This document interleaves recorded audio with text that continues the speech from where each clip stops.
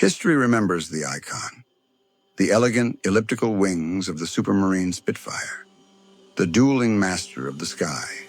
It was the thoroughbred, the symbol of defiance. But icons don't win wars alone. What if the real hero of the Battle of Britain was its older, slower, and ridiculed sibling? A fighter born of tradition, mocked as obsolete by the Luftwaffe. This is the story of how a clunky aircraft, built of fabric and steel tubes, became the silent workhorse that broke the back of the German bomber fleets. To understand this unsung champion, we must go back to 1935, a time when the biplane still dominated the skies of Europe. At the Hawker Aircraft Company, a designer named Sydney Camm envisioned the future. But his vision was not one of delicate, record-breaking racers. Camm was a pragmatist. He understood that the next war would not be won by a handful of superior aces in perfect machines. It would be won by mass, by attrition, and by the sheer ability to put armed aircraft into the air day after day. His creation, the Hurricane, was a masterpiece of calculated compromise. It was a bridge from the old world to the new. At its core lay a sturdy, welded steel tube fuselage, a technology Hawker had perfected over years of building biplanes. Over this rugged skeleton were wooden formers and stringers, which were then covered in durable, doped linen fabric. To a world entering the age of all-metal monocoque aircraft like the Bf-109, this looked like a step backward. But Camm knew better. This old-fashioned construction had two profound, war-winning advantages. First, it was simple to manufacture. Factories that had been building biplanes for years could switch to Hurricane production with minimal retooling, allowing for an unprecedented rate of output. While other nations struggled to build complex, stressed-skin airframes, Britain could churn out Hurricanes. By the outbreak of war in 1939, the Royal Air Force already had nearly 500 in service, a formidable force that would soon prove decisive. The second advantage was its incredible resilience. This ruggedness gave the Hurricane a character its pilots came to trust implicitly. It was an aircraft that could take a beating and still bring its pilot home. But this tough frame needed a powerful heart. It found one in the revolutionary Rolls-Royce Merlin engine. The same 12-cylinder, liquid-cooled engine that powered the Spitfire gave the Hurricane the muscle it needed to climb and fight. And for its teeth, Sydney Camm made a decision that would define air combat for years to come.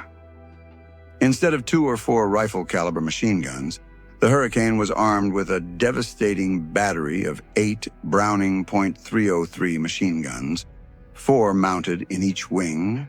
In a 2-second burst, these guns could fire over 400 rounds, creating a concentrated wall of lead that could saturate a target. It was a gun platform, first and foremost, stable, steady, and designed not for elegant duels, but for the brutal work of tearing apart enemy bombers. As the phony war gave way to the Blitzkrieg of 1940, the Hurricane met its German adversaries over the fields of France. Luftwaffe pilots, accustomed to their nimble Bf-109s, were quick to judge. They saw the Hurricane's thick wings and fabric fuselage and dismissed it. In a turning dogfight, the Messerschmitt often had the edge. But war is not a series of one-on-one duels. As the RAF fell back across the channel, battered but unbroken, the true test was about to begin. The stage was set for the Battle of Britain, a conflict that would decide the fate of the free world. And as the drone of German bombers began to echo across the white cliffs of Dover in July of 1940, the RAF had a plan.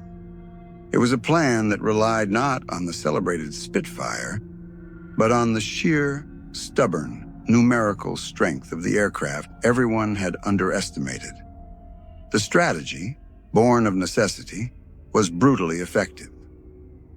Fighter Command's brilliant leader, Air Chief Marshal Hugh Dowding, understood the strengths and weaknesses of his two frontline fighters perfectly. He would not waste his precious Spitfires, with their superior speed and a rate of climb, on lumbering bomber formations. That was a job for the Hurricane. Squadrons of Hurricanes, making up nearly 2/3 of Britain's fighter force, became the Bludgeon. Their mission was simple: get in close, ignore the escorting fighters, and hammer the bombers. The faster, more agile Spitfires were the Rapier, tasked with tying up the deadly Messerschmitt Bf 109 escorts, keeping them away from the workhorses. Day after grueling day, the pilots of Hurricane squadrons flew into a maelstrom. They faced walls of defensive fire from the Heinkels, Dornier, and Junkers. The sky over southern England became a chaotic canvas of tracer fire, contrails, and falling aircraft. In these terrifying moments, the Hurricane's design proved its genius. Its wide-set landing gear made it stable on rough, hastily prepared grass airfields, allowing for faster turnarounds. In the air, its thicker wing profile made it an incredibly steady gun platform. A pilot could hold his aim true, pouring a concentrated stream of bullets into a bomber's wing root or cockpit, while the aircraft absorbed punishing return fire that would have crippled a lesser machine. The numbers from that desperate summer tell the true story, a story often lost in the shadow of the Spitfire. During the Battle of Britain, Hawker Hurricanes were credited with destroying 1,593 enemy aircraft. This staggering figure accounted for nearly 2/3 of all German air losses in the campaign, more than all other British defenses, air and ground, combined. It was a victory forged in the factories of Hawker and flown into history by thousands of young men in the cockpit of the overlooked fighter. But the Hurricane story did not end in 1940. As Britain took the fight to the enemy, the rugged workhorse adapted and evolved. When the war shifted to the vast deserts of North Africa, the Hurricane was there, its Merlin engine fitted with dust filters, its tough airframe withstanding the harsh conditions. It became a formidable ground attack aircraft, a Hurrabomber capable of carrying two 250 or 500-pound bombs. In the Far East, it fought against the Japanese over the jungles of Burma. And on the Eastern Front, thousands were sent to the Soviet Union via Lend-Lease, where Russian pilots appreciated its simplicity and firepower in the brutal war against the Wehrmacht. From the frozen Arctic convoys, where it was catapult-launched from merchant ships, to the defense of Malta, the Hurricane served in every major theater of the war. Production finally ceased in 1944, after more than 14,500 had been built. It was a testament to a design philosophy that prioritized reliability and sheer numbers over ultimate performance. The Spitfire will forever be the symbol, the graceful guardian of the skies. It captured the public's imagination and remains an icon of British defiance. But victory in World War II was built on a foundation of grit, industry, and attrition.